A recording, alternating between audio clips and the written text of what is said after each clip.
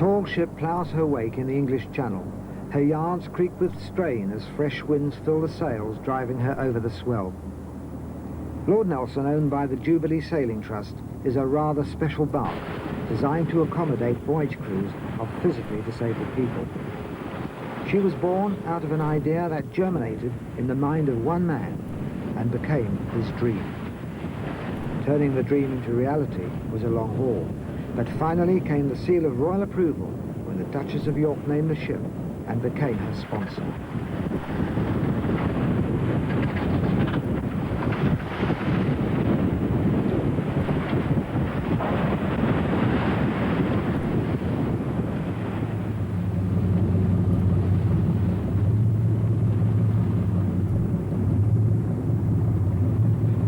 The bowsprit of the brigantine Soren Larsen cuts across the skyline of Elizabeth Castle, guarding the deep water channel into St Helier Harbour in the Channel Island of Jersey.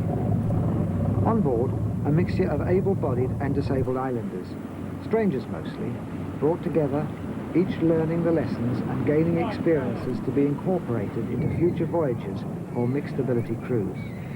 The Soren Larsen, once a Baltic trader, is a forerunner of Lord Nelson. She's a floating testbed for equipment and developing techniques. A light breeze is in the offing as the Larsen makes sail, with all hands called to the braces. Come on, heave! Heave! Heave! Heave! Well, lean back on it. Okay, are you ready?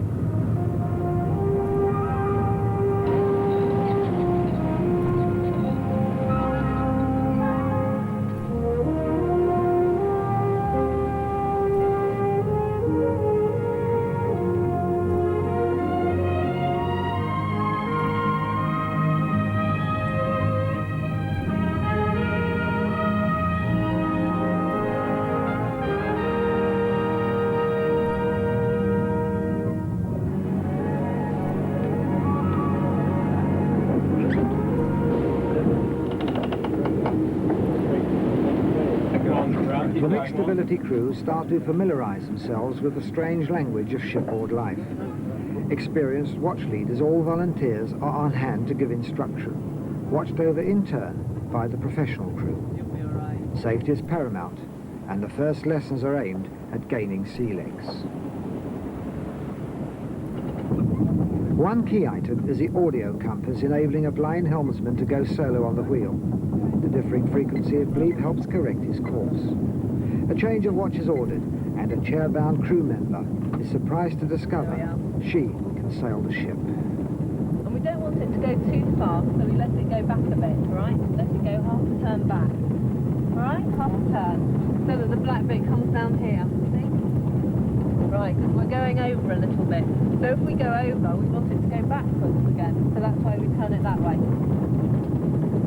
We can turn it like so it's midship, so that this is up the top, alright? Okay, now see if you can do it. Like everything else on the ship, there's a right and a wrong way of doing it. What I'm going to show you now is how to make fast a rope onto a pin, which we'll do a lot of during the course of next week. Right, so you start off by taking a turn around the bottom. Jason, you take a turn around the bottom like that, take it, turn round the top, and then a figure of 8 like that. You put 3 of those on. Okay? Now, Tony, you do that. Okay, right, you hang on to that, Jason. Now, Tony, round turn on here, 3 figures of 8. Okay, that's fine. And now what you have to do, and you follow me, Jason, is to coil at the end like this. You take a turn around that between your finger and thumb to take the twist out of it. You make nice big loops, otherwise you won't be able to hold all the rope in your hand. And then when you've done that, you do a sort of karate chop through there, like that. Twist it, and put it over the pin.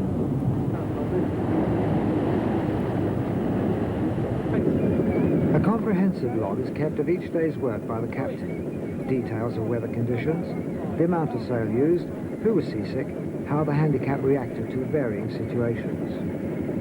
The whole entered into a voyage report. The end product, a complete storyboard of each cruise, closely analysed by the Trust. Weaknesses in equipment are revealed, and new ideas accepted or rejected. The 3-year research period aboard Soren Larsen sets the standard for the mixed ability voyage crews who will man and maintain the Trust flagship Lord Nelson.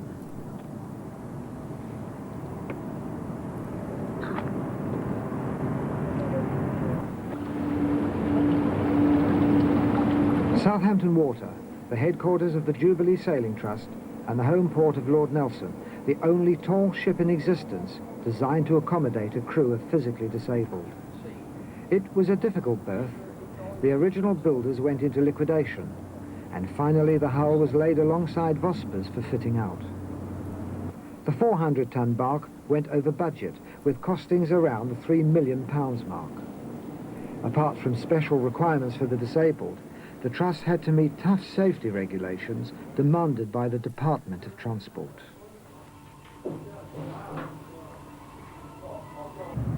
Designer of Lord Nelson is naval architect Colin Mudie.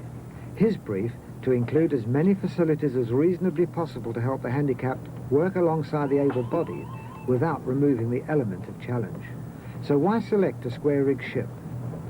Well, there are several answers to that, and all of them nice. One is that it is a very nice traditional rig, which gives the impression of being a hard-working, round Cape Horn type experience for those on board. And it's a badly kept secret that it isn't like that at all. It's a very easily handled rig. The only problem to it, if it is a problem, is that it takes a lot of people to operate it. And therefore, in a vessel like this, where we want everybody taking part in the handling of the ship, the advantage of square rig is that everybody has to take part in the handling of the rig. She has two 260-horse diesels and a fairly extensive electrical installation. The twin diesel engines are very much required in a vessel like this, who is in and out of port quite a lot, and therefore harbour handling of a vessel with a great deal of windage in the rig is very important. And this is one reason why we have really quite powerful engines in her. What sort of service speed are we looking at? Well, I suppose we're talking about around 8 knots under par, but with a windage like this, it can vary quite a lot. I mean, if you have the wind ahead, you might be down to 4 knots. If you have the wind behind, you might be doing 10 knots. But her service speed in what you might call neutral wind conditions is about 8 knots. But under sail, of course, we would look to speeds up to 15 knots in due course. One of the problems you must have faced as a designer was to be able to fit wheelchairs, for instance, into the design of the hull, to be able to use a wheelchair all the time. This must have caused you considerable problems. Well, I suppose it's so much part of the initial concept of the ship that there should be access for wheelchair-bound people all over the vessel, that we started with that. And then the problems come down to really quite modest but difficult ones. One is we need considerable access between decks and power lifts. And the other, which is a very interesting one, is that we can't put up with the traditional high coamings and entrance to the deck houses. And so we have, on this vessel, got a thing called a waterlock, which is a double-door system, and in bad conditions, you go into a compartment, shut a door behind you, and open a door in front of you, just like an airlock, but similar. But those compartments are drained. I understand that the sail plan has altered from the original concept. You've added to the sails in number. Is that at the expense of larger sails going to smaller sails? No, it was almost a change of concept. You see, originally we thought to have fairly small upper sails and big courses. Now, and then we thought we would have power handling of the big courses, which we rather envisaged would have some of the least physically able people sitting at power winches handling these big sails. But the more we had experience of Soren, Larsen and so forth, we came to the conclusion that what we really should do is to reduce the size of all the sails. Therefore the courses are much smaller than they were, and we put an extra layer of sail in above it. One of the worries that some people might have is that a square-rig sailing ship could suffer from a severe knockdown in a gale of wind. Has that safety factor been considered in the design of this particular vessel? I think the answer is of course, and I think, to correct you slightly, it's not the square riggers who suffer from knockdowns. It's the reason one looks at square riggers in the knockdown situation particularly is because the traditional cargo carrier was very often not self-righting in a knockdown, and the mate had to leap to the weather rigging with an axe and try and get the mast out of her before she sank. It's a well-understood scenario over a very rare occurrence. But with a modern vessel and modern wire rigging, you can't do that. Therefore, you have to make a different self-righting mechanism on her beam ends. And because this vessel is not a cargo carrier, we have a hull shape and ballast, so that she is, well, fully self-righting on her beam ends. Slowly the threads draw together and the bark moves towards completion. Behind the scenes, Trust staff work for the day she will welcome her first voyage crew.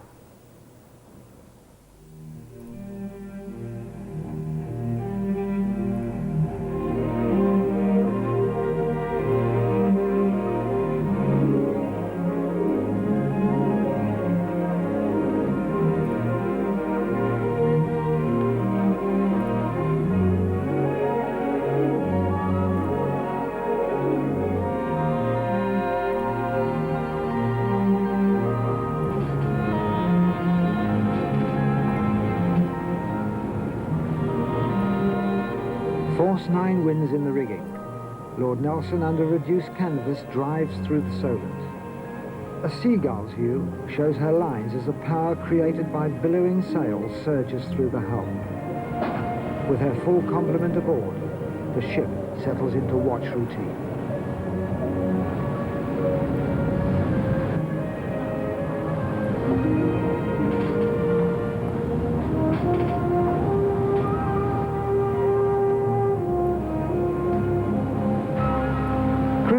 School teacher and founder of the Trust at the wheel. Since the idea of the Trust formed in his mind, the course he steered hasn't been easy. Building a specialized tall ship the size of the Nelson was always a formidable undertaking. Finally came the reality, and for Christopher, the long-awaited moment. Right, Stuart, 095.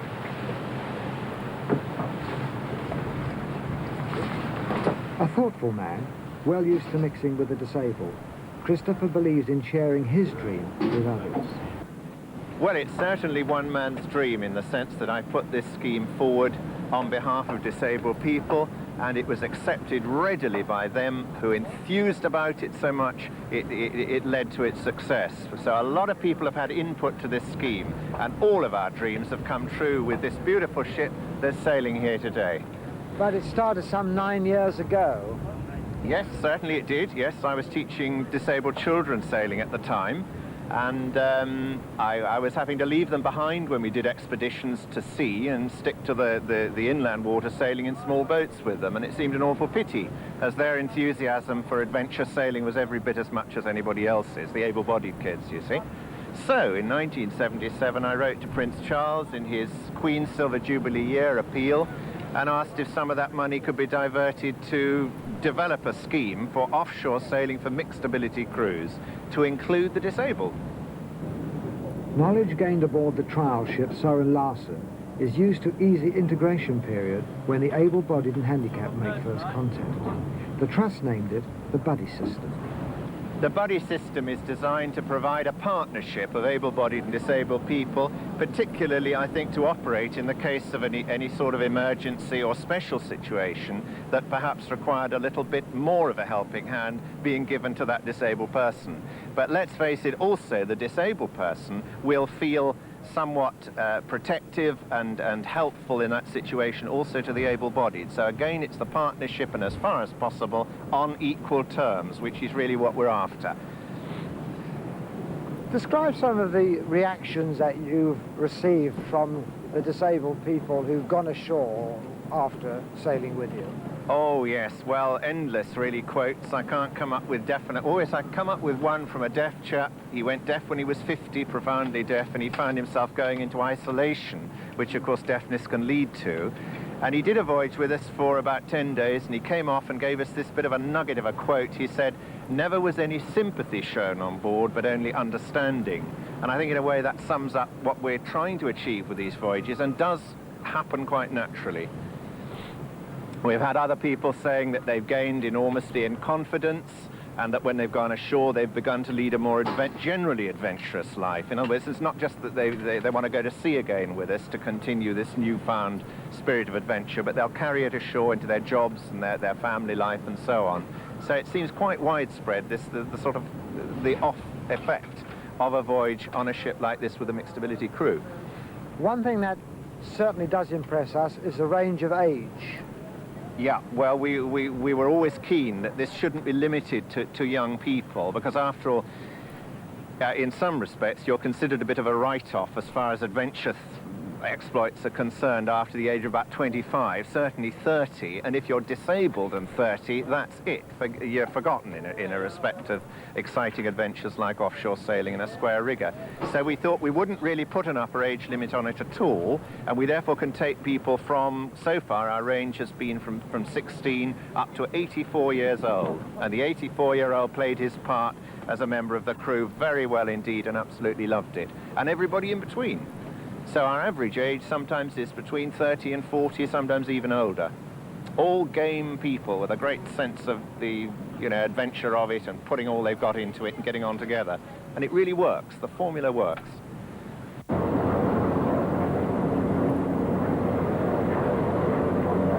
During an average sailing year, around 1,700 crew members will muster aboard the bark.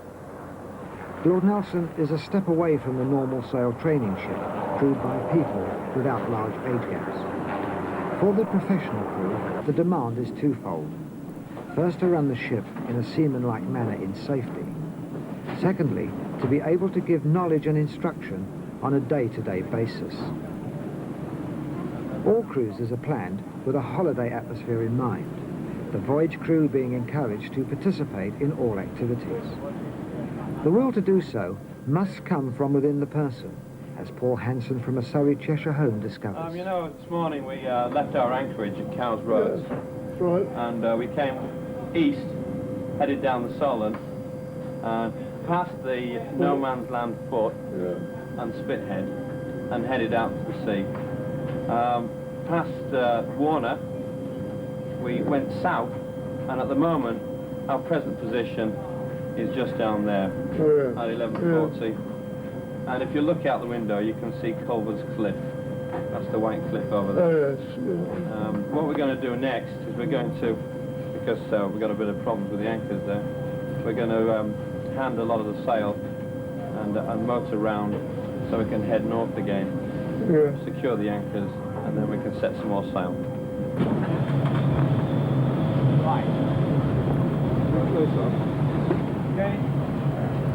Working the ship is an ongoing process. The watch on deck keep the sails trimmed by hauling on the sheets and halyards. Most of the crew have gained their sea legs, and teamwork is a key to success, encouraged by the watch leaders, who consider all crew members and their special needs. Just because you're in the wheelchair, it doesn't stop you from working with them, and people don't say, oh, well, she's in a wheelchair, put her at the back. But they do everything to help you to sort of work the ship. And they sort of come forward, and help, you help them on the ropes, and you're all part of a team, which I think is a wonderful experience. We're all working together. Okay. I'll give you... Numbered among the physically handicapped are 4 students paired by 3 staff from the Thomas Delarue School in Kent. The students suffering from cerebral palsy converse partially through sign language. They play their full part as crew members, helping on deck and placing their weight alongside the chair bow.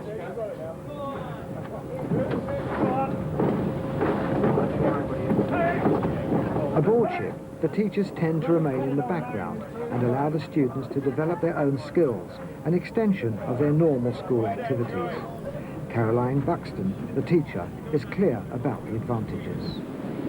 I think first and foremost, they gain the opportunity, they have the opportunity to come aboard a tall ship and sail offshore, which is really an extension of the hobby that they have started up at school through the school dinghy sailing programme. All of them sail a couple of times a week during the summer season, and this is an extension of that. I think secondly, from the social point of view, it's a superb experience for them to, as individuals, be on board a ship with such a variety of people, able-bodied, disabled, old, young, male, female, and whom are from all walks of life. From the other point of view, the able-bodied person, I think, gains as much, if not more, as a disabled person on board. Most people who come on board here are interested in sailing, perhaps a little bit sympathetic towards the disabled. but they haven't really had that much experience of disabled people. I think they come feeling very nervous and having, well, not really knowing how to treat disabled people and thinking about it quite a lot. And I think they go away feeling that a person with a disability is a person first, who just happens to have parts of their body that don't work in the same way as ours. Within reason, the disabled are encouraged to fend for themselves. Anne Goodhall hails from Somerset, a classic example of determined independence, powering her wheelchair around the deck. One of the things I like about sailing with the Jubilee Sailing Trust is that you can take part in every part of shipboard life, from doing piles of dishes for 40 people to taking the helm on a night watch when you're on your own bar one or two other people. So you get a really good idea of how to operate a ship. Rough weather, hauling on ropes, fine weather, scrubbing decks, you name it. You actually get to do everything, from peeling potatoes to cleaning the floors below, serving meals, charting the progress, keeping logs. It's a wonderful life. Must be a pretty wide-angle lens if you're seeing our faces apart from all these potatoes. Or are you just only interested in the potatoes? Who's got Miss Goodwiller? It disappears on the screen. Somebody's going to write in about nutritional value being wasted. Yeah, I know. Just tell them we're roasting them tonight. We had them baked for They're about roasted, yeah. Working on deck, hauling sails and handling the ship burns energy. The galley built into the deck house is designed for use under the varying conditions found at sea. With helpers, the staff produce 150 meals each day, with the menus depending on the weather. 2 people from each watch are assigned as messmen. They lay the tables and help with the washing up. For the night watches, various drinks and light meals are always available. Oh, I think we're all deserve this.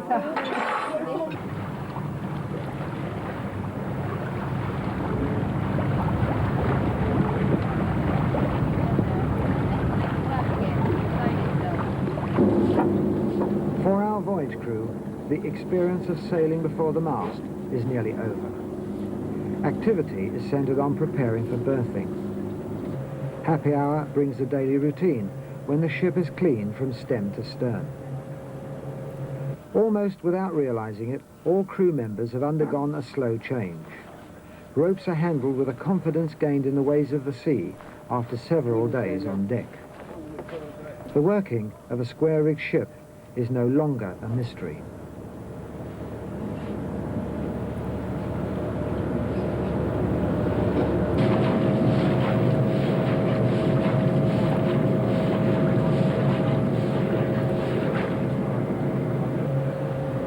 The end of every voyage brings a moment of reflection as the watchers take their stations for the last time.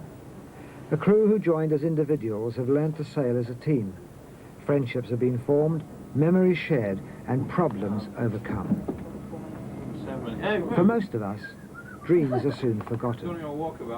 The tall ship Lord Nelson is a living reminder that it's always possible for at least one man's dream to come true. It allows you to be yourself again. It allows you to be a member of a team and feel useful. But more importantly for me, it allows me to get back to sea. I used to go to sea as a young lad. And then I had a series of coronaries, a couple of strokes, and my eyes went. I've got sight in part of one eye still. But it's like one chap said, who was very badly damaged, who came on here, when I'm on board there, I'm a free spirit. And I think this is what it is, basically. You feel a free man. My mother didn't recognise me when I got home last time. It's a well. So I'll be standing up and walking down the deck soon. That's what I hope.